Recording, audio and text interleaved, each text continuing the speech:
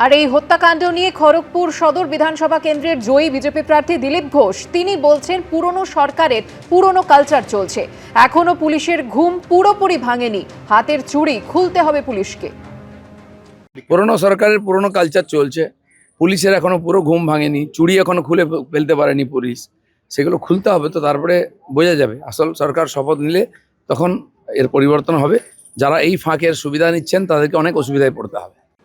Point blank range থেকে গুলি চালিয়ে খুন করা হয়েছে শুভেন্দু অধিকারীর আত্মসহায়ক চন্দ্রনাথ রথকে। তার মায়ের স্পষ্ট অভিযোগ, রাজনৈতিক প্রতিশোধ নিতেই খুন করা হয়েছে ছেলেকে। পুলিশ সূত্রে দাবি পরিকল্পনা মাফিক খুন করা হয়েছে। হত্যাকাণ্ডের তদন্তে রাজ্য পুলিশ ও সিআইডির অফিসারদের নিয়ে তৈরি করা হয়েছে বিশেষ টিম।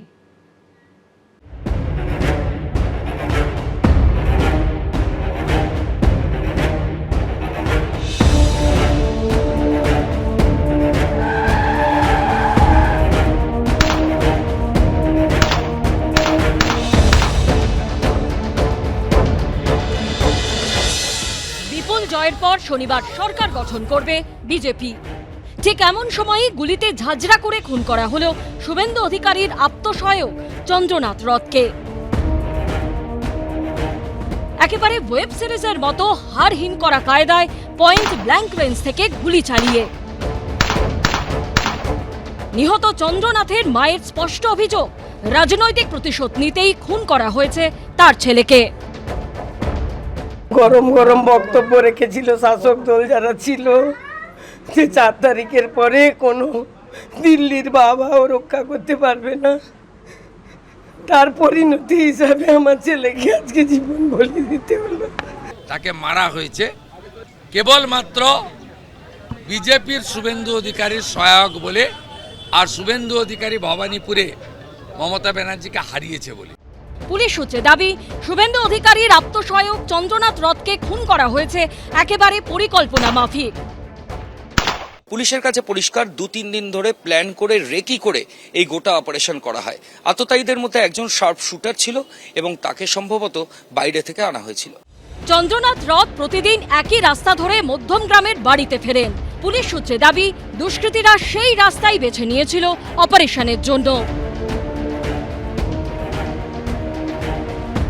এলাকার দুটো সিসিটিভিতে দেখা গেছে শুভেন্দু অধিকারীর আত্মসহায়কের স্করপিও গাড়ি আসার প্রায় 6 ঘন্টা আগে সেখানে পৌঁছয় আততায়ীরা।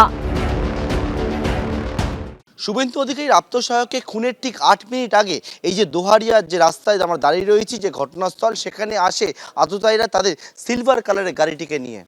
চন্দ্রনাথের গাড়ি আসার মুহূর্তে সরু রাস্তায় আড়াআড়ি ভাবে পথ আটকে দাঁড়ায় আততায়ীদের গাড়ি। এটাই সেই জায়গা যেখানে শুভেন্দু অধিকারীর আত্মসহায়ক চন্দ্রনাথ রথকে নৃশংসভাবে খুন করা হয়। প্রত্যক্ষদর্শীরা যেটা জানিয়েছেন যে খুনে ব্যবহৃত গাড়ি, বাইক এবং অভিযুক্তদের এই জায়গাতেই দাঁড়িয়ে থাকতে দেখা যায়। সূত্রের খবর, নিশান গাড়িটির ভেতর 2 জন ছিল। চন্দ্রনাথ রথের গাড়িটিকে ঘিরে ধরে 2টা মোটর বাইক। নেমে এসে কাছের ওপার থেকেই চন্দ্রনাথকে টার্গেট করে 10 রাউন্ড গুলি চালায় আততায়ীরা। এই যে জায়গা রয়েছে এখানে ঘটনাস্থল, সেই ঘটনাস্থল এখনো পর্যন্ত বিভিন্ন গাড়ির ভাঙা অংশ সেই সবটা পড়ে রয়েছে এবং এখান থেকে গুলি চালাবার পরবর্তীকালে কিন্তু পালায় আততায়ীরা। এখানে যে ফ্ল্যাটটা যে সামনে আছে, ওই ফ্ল্যাট দিয়ে একটা মহিলা ডিটেক্ট করেছিল যে 2টো বাইক ওইখানে আধ ঘন্টা 40 মিনিট ধরে দাঁড়িয়েছিল। মানে গতকাল রাতে ঠিক যেখানে খুন হয়েছে একদম তার পাশেই গলি আছে, গলির মধ্যে ভ্যাট ফ্যাট ফেলা হয়, ওইখানেই অন্ধকার থাকে ওই গলিটা, ওইখানেই 2টো বাইক লুকিয়েছে। একটা নিসান মাইক্রা গাড়ি সাদা রঙের, ওই দাদার গাড়িটাকে পথ আটকিয়েছিল সামনে দিয়ে। পুলিশ সূত্রে দাবি, অপারেশন চালিয়ে দুষ্কৃতীরা প্ল্যান মাফিক গাড়ি সেখানে রেখে বাইকে চড়ে আলাদা আলাদা রাস্তায় পালায়। সিসিটিভিতেও সেই ছবি ধরা পড়েছে। গলির রাস্তা দিয়ে গতকাল রাতের অন্ধকারে পালিয়ে গেছে আততায়ীরা। আমরা এই মুহূর্তে রয়েছি দোহারিয়ার কাছেই মেঠোপাড়া এলাকায়। সেখানে দেখা যাচ্ছে যে লাইট পোস্টের সঙ্গে লাগানো যে সিসিটিভি ক্যামেরা, তার মুখই অন্যদিকে ঘোরানো।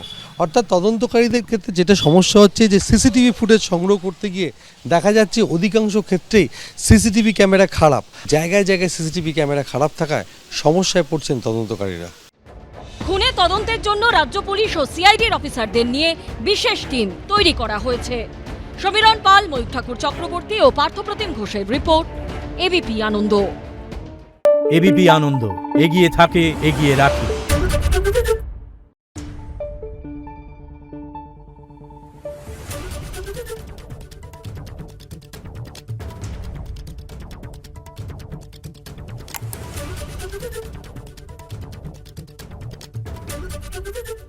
এবিপি আনন্দ, এগিয়ে থাকে, এগিয়ে রাখে।